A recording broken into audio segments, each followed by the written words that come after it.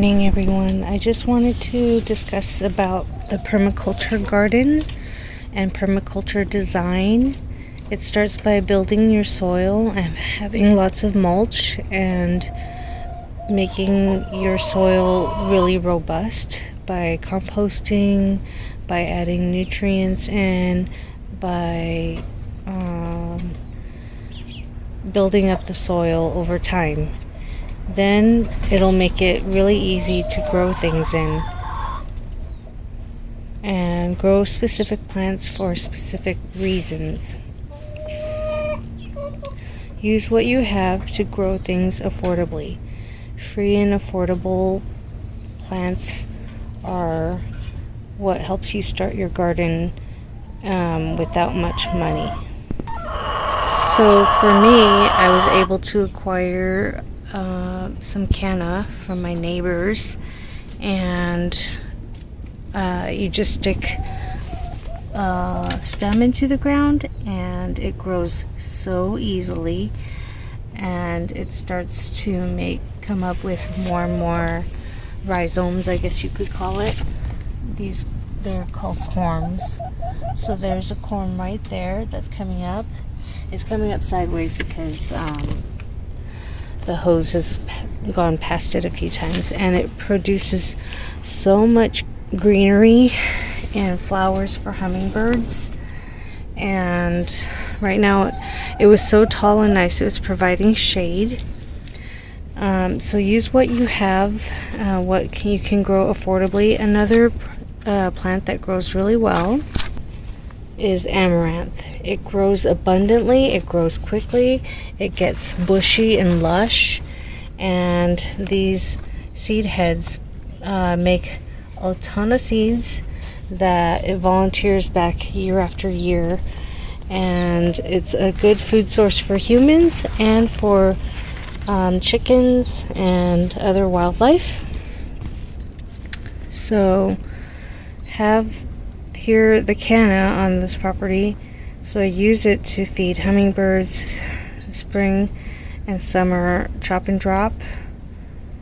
And so in the spring and summer I feed the animals, and I chop and drop in the winter, and so all this vegetation can go down, cut it down to like a foot tall.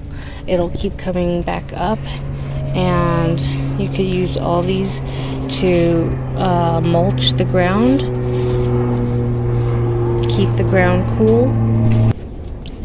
In the summers it provides shade around the chicken coop and makes a cooler microclimate for lizards, which help eat bugs. And I noticed that since I grew a very full garden chock full of plants, that a lot of wildlife have come, and I've seen a ton of lizards as of late, and a lot of birds, of course, and plenty of bugs.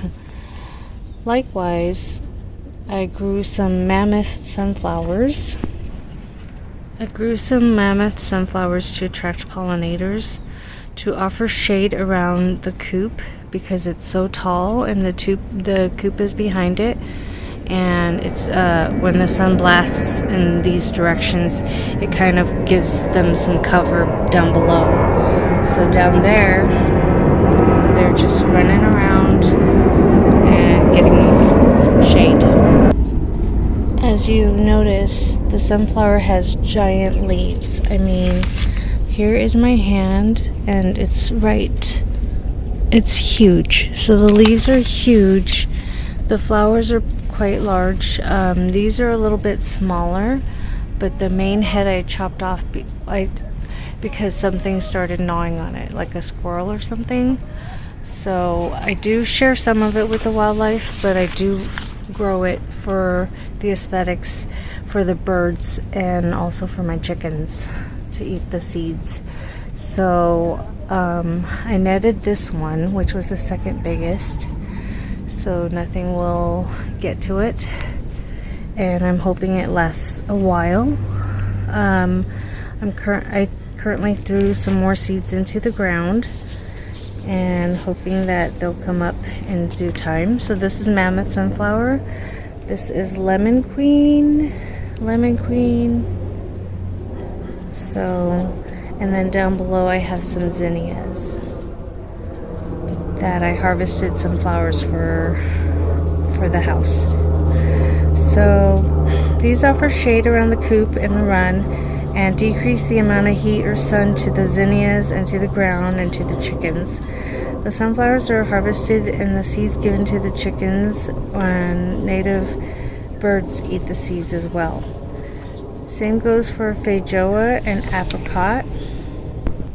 I discussed earlier in the season, this is my feijoa. It's quite bushy, quite tall, and even taller than that. I don't know what's in the soil beneath the apricot tree, but it's huge.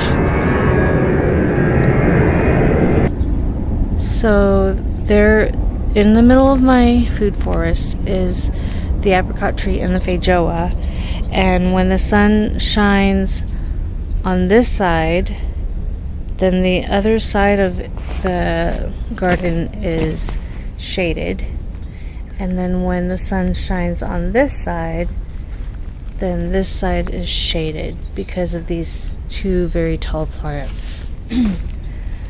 And under the trees are the shaded spots. So I grow things that I want to protect, or little seedlings as they're new, and that's the understory of the trees. It's shady, it provides room to grow plant starts as they are sensitive to heat, or for shade-loving plants. I'm growing a heuchera under there. It's that very bright yellow plant right there, and it's shade-loving and has these cute little pink flowers, pinkish orange flowers. And so if you have shade under your understory, you can grow shade-loving plants. Someday I would like to get hostas, which love shade, and they have gorgeous leaves.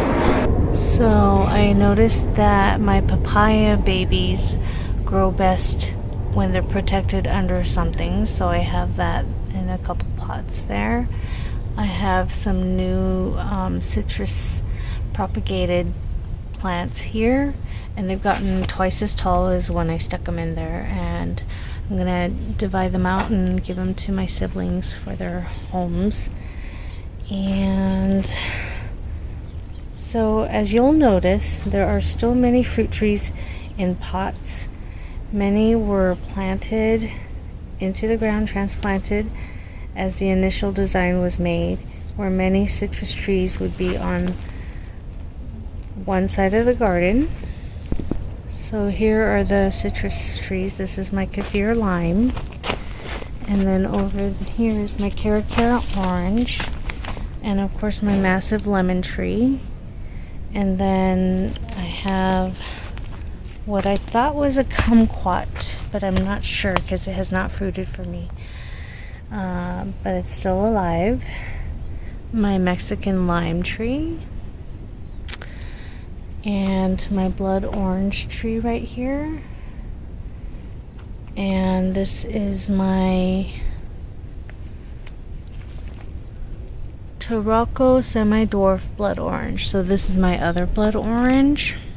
The other one is sanguinelli, and then in the corner I have the caviar lime tree over there.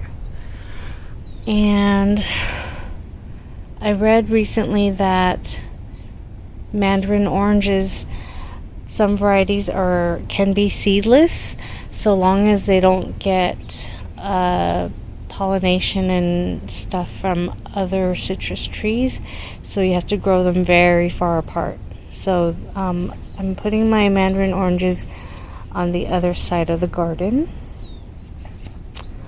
or food forest if you would like to call it that, because I plan on filling the whole area other than where the chicken coop is with fruit trees, or a certain area for the potager garden. Over here I have some starts of cosmos, and again it's in the understory, so it's offering it shade. It's the hot summer sun. Yesterday it was 97 degrees, and today's going to be 93 or 95. Tomorrow's going to be 97 degrees. It's getting quite hot, and so you want to grow tender things, new things, beneath the shade of a tree, which is this huge lemon tree that I have. So as you'll notice that all the citrus trees were here, and then after the citrus trees were planted, we decided to plant the apricot tree. Those were one of the first trees we purchased, the apricot tree, which is that tall one. And then back there we have a Bartlett pear tree that has only two fruits right now, which is quite good because next year I know there are going to be a lot more. We planted pomegranate trees way in the back, and we bought those as like little 6-inch plants, and now they are so tall. Citrus trees, feijoa, and shinseki pear was purchased a year later, and I put that into the ground.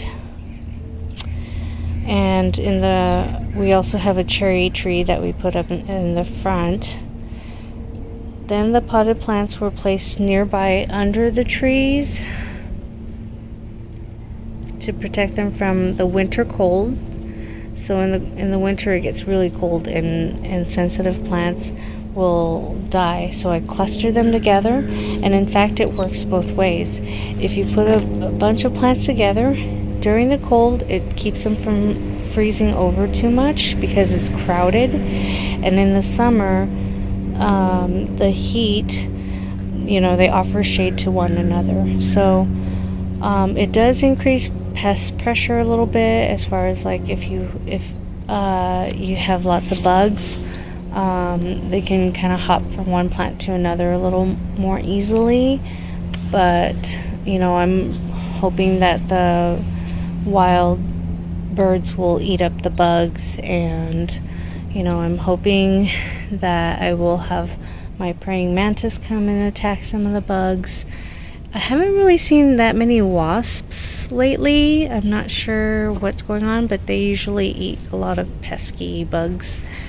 And I've seen some lacewings. I'm hoping to find more hoverflies.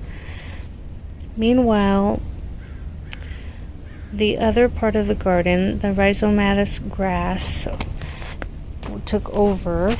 As you can see, it's taking over my ginger, and it was here, and I had planted some blackberries in some pots, and they kind of escaped the pot, and they kind of grew everywhere in this section. And so right now we pulled out some of the grass and blackberry canes as much as we could, and we watered it in, and then we covered it with some cardboard that we got from Costco. These cardboard pieces go between the different layers of the toilet paper or the different layers of products, and we just pulled a bunch of these, and we're smothering all the weeds, as many as we can. And our poor plant died in the process. So eventually, when the soil's really nice down below, we're going to plant some fruit trees in here. And of course, with new fruit trees over there, they'll also have an understory of plants as well. And another layer that we have in the garden, and I started that early on when the fruit trees were in the pots before I planted them in the ground, I grew some vining plants so that they can climb the fruit tree. So I'll show you. So right here I have some Malabar spinach, and it's climbing this tree. At least I haven't guided it to climb this tree, but I do want it to do that because I want it to protect the stem or the bark of the tree so that it doesn't burn. So I'm gonna have to train it later on. But same here. This is my pear tree, and you can see a couple pears back there. And I've already grown a Malabar spinach, and it's already climbing the tree. And I'm not afraid of the Malabar spinach choking out the tree because the tree's quite established, and this isn't a very aggressive vining plant, and it's not frost hardy, so even in our winters in California, Southern California, they tend to not survive the winter, and it dies off, and you just take all the vines off and you start all over again. And sometimes you can kind of leave the vines on to protect the new trees from getting too cold.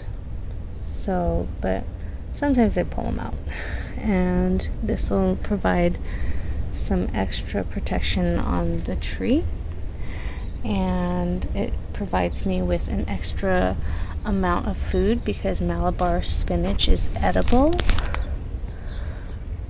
So, for instance, I could take off this leaf here.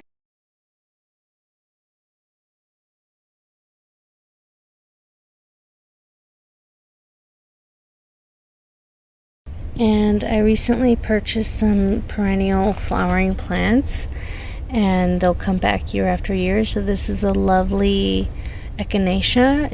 It was called cantaloupe because it had a more peachy color like this one. However, it's turning like a pinkish color as it's fading, and I like it. The other one is Buddleia Princess Pink, and it has these pretty pink flowers. And some armeria, the heuchera back there that's yellowish, and this purple coneflower, which I'm hoping it'll bloom soon. It has no signs of flowers yet. And I forgot what that one is. And several others. And then I find, like I said, I've been successful growing papaya underneath some other trees and when it's shaded or protected. But as soon as I take it out from under there, it's not gonna do well. And right now I'm keeping it there, hoping that it'll mature enough before I pull out the plants from the pot. And right now it's protected away from the summer sun, so it's doing fantastic. And here is a Veronica Giles Van Hees and another plant. Let's see. Oh yes, this is the base of the echinacea. So since these are new plants I purchased, I didn't want them to burn in the sun, so I grew them in the understory of my apricot and pear trees. And when they get when their base gets bigger and they get taller and big, I can dig them out and put them somewhere else, or I can, because they do require more sun, but for now, as they're starting off, they need a protected area. And so I'm just kind of letting them kind of grow, giving them the best chance at growing there. All the rules of society for gardening go out the door. I mean, who says you can't plant some herbs near all your fruit trees? And that's what I did. My mom gave me this perilla, and it was just a little cutting, about 3 inches long, several cuttings, and I put it in the ground here in the food forest next to my Cara orange, and it's doing fantastic. I mean, this is how bushy it is. It's huge. And every so often I just pluck off some and have it in my salads and other foods. And so I interplant a lot of perennials, a lot of herbs, a lot of flowering plants, amongst my fruit trees underneath them. And here is my echinacea. It was like a more of a mauve, and now that it's fading, it's turning into like a burgundy color. And here are my chrysanthemums. They're the best plants for getting rid of pests. They repel the most number of pests, even more than marigolds. And they make tons and tons of buds and tons of cute little flowers, which I love. So I'm growing tomatoes here in the middle of the food forest in a pot. And I'm trying to keep my tomato plants kind of far away from each other because I don't want the tomato hornworms to easily find all my crops and eat them all. I mean, I do want to get in there with a black light and pull out the tomato hornworms from my plants, but for now I like kind of keeping everything apart so the scents and the colors confuse the animals, and that's the whole point of growing a polyculture garden instead of a monoculture garden of one type of plant. I have a variety of plants all mixed together, and in here I have my Malabar spinach growing as well. I figured I can use the Malabar spinach to climb up in the same trellis. And over here I grew another melon. I'm not sure if it's a hammy melon or a golden melon, but it's a melon that I grew. I took the seed from the store-bought melon and I stuck it in the ground. I saved it, and so this is how you get a lush garden. You just create it over time, and it's never too late to start, one plant at a time. Start with whatever you have available from a friend, a neighbor, family member. Collect the plants that you love and build your soil, compost everything, and you will have a lush, beautiful garden that creates lots of food. I especially wanted to grow tomatoes this year. I'm not usually fond of tomatoes because of the hornworms, but I'm gonna get over the hornworms if it costs over $1 for one tomato that I sent my son to buy at the store. And anyhow, with that, I hope you have a wonderful day.